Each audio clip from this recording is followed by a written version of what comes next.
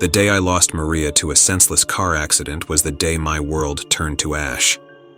She was the love of my life, my future. And in one fleeting moment, she was gone, leaving me adrift in a sea of despair. My name is Ethan, and this is the story of how my desperate attempt to defy fate led me down a path from which there was no return. In the depths of my grief, I stumbled upon an ancient tome in a forgotten corner of the local library.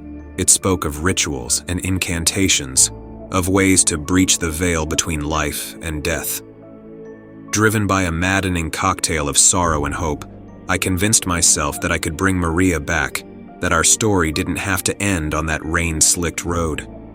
Under the cloak of night, I performed the ritual in the very spot where Maria had taken her last breath. The air grew thick, the world around me fading as I chanted the ancient words, my heart aching with longing and guilt. And then, in a whirlwind of shadows and light, she was there, standing before me, as beautiful as the day we met. But as the initial shock and joy faded, I realized something was terribly wrong. Maria's eyes, once warm and vibrant, were now cold and empty, void of the love and life that had defined her. Her touch was like ice, her voice a hollow echo of the woman I had loved. At first, I tried to deny the truth, to believe that Maria just needed time to recover from the trauma of being torn back into the world of the living. But as days turned into weeks, the entity that wore Maria's face began to reveal its true nature. Strange occurrences began to plague our home, shadows that moved of their own accord, whispers in the dark that spoke in tongues I couldn't understand.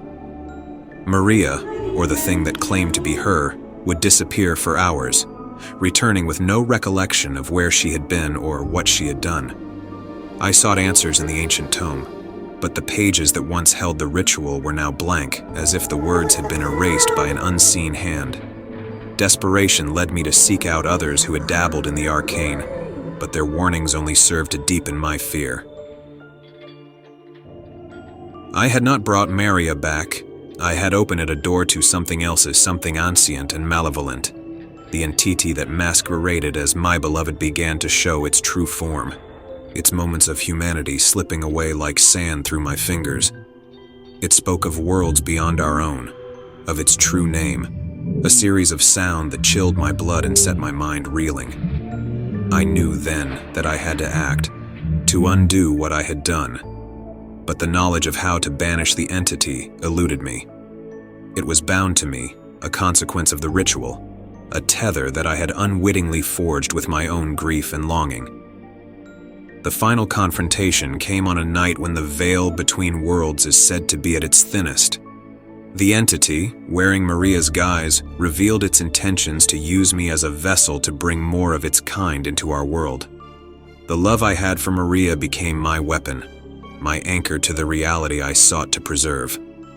With a heart heavy with sorrow and a resolve forged in the fires of my ordeal, I recited the incantation I had pieced together from fragments of ancient lore and my own desperate intuition. The air crackled with energy, the entity's form flickering as it fought against the words that sought to unmake it. As the final word left my lips, a blinding light engulfed us, and the entity let out a scream that seemed to shake the very foundations of the earth. And then it was gone, leaving behind only the echo of its departure and the bitter taste of loss. I was alone again, truly alone this time, in a world that felt both familiar and irrevocably changed. The price of my folly was a soul scarred by the knowledge of what lies beyond the veil and the memory of a love that had transcended death, only to be twisted into a nightmare. I share this tale as a warning, a plea to those who might tread the path I walked in my grief. Some doors, once opened, can never be closed, and the cost of reaching beyond the veil is a burden no heart should bear.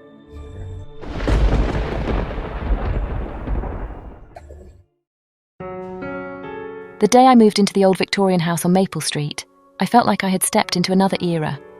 Its towering spires and intricate woodwork spoke of a time long past, and I, Ava, a young novelist in search of inspiration, was immediately enchanted. The house, with its hidden nooks and sprawling rooms, was a mystery waiting to be unraveled. It was during my exploration of the attic, amidst the relics of bygone days, that I found it. An old, leather-bound diary, its pages yellowed with age. The name Eleanor was etched into the cover, delicate and precise. Curiosity piqued, I settled into the dust-laden light streaming through the attic window and began to read.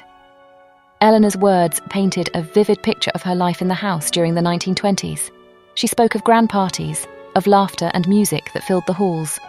But as the pages turned, the tone of her entries shifted. Whispers of a hidden room, of secrets that lay buried within the walls of the house, began to emerge. I was captivated by her story, by the mystery that seemed to weave itself through the fabric of her life. Eleanor hinted at something more, a darkness that lingered just beyond the reach of her words. She wrote of nights filled with strange noises, of shadows that moved of their own accord, of a creeping dread that took hold as the sun dipped below the horizon. Driven by a need to uncover the truth, I scoured the house, pressing against walls, searching for the hidden room Eleanor had alluded to. Days turned into weeks, with no sign of the secret that the house concealed. Then, on a stormy night, when the wind howled like a mournful spectre, I found it. A loose floorboard in the corner of the library revealed a narrow staircase, spiralling down into darkness. Heart pounding, I descended, the air growing colder with each step. The hidden room was a time capsule, untouched by the decades that had passed. A layer of dust covered everything, from the antique furniture to the faded photographs that adorned the walls. But it was the painting that drew me in. A portrait of a woman, her eyes hauntingly familiar, a mirror image of my own.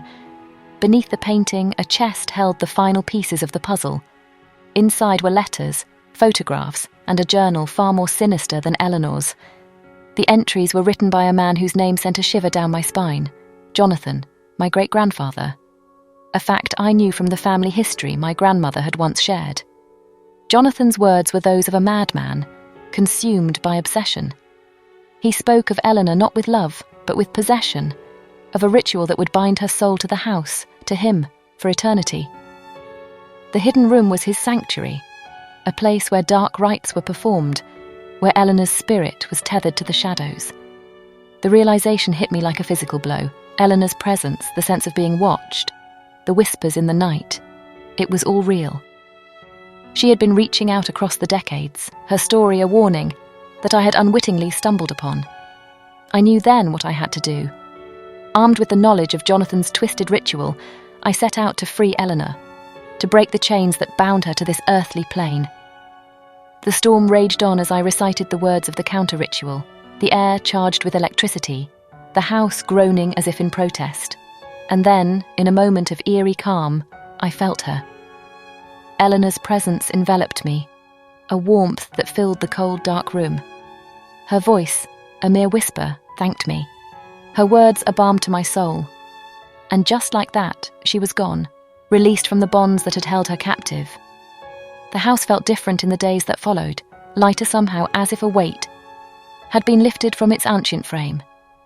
I continued to live there, to write, but now with a sense of peace, knowing that Eleanor was finally free. But the story doesn't end there. For in freeing Eleanor, I had uncovered a gift I never knew I possessed, the ability to commune with the spirits that lingered in the shadows. The old Victorian house on Mapless Street became not just my home, but a sanctuary for those lost souls seeking release. And as for me, I became the keeper of their stories, a bridge between the living and the dead. My life forever intertwined with the mysteries hidden within the walls of that old house.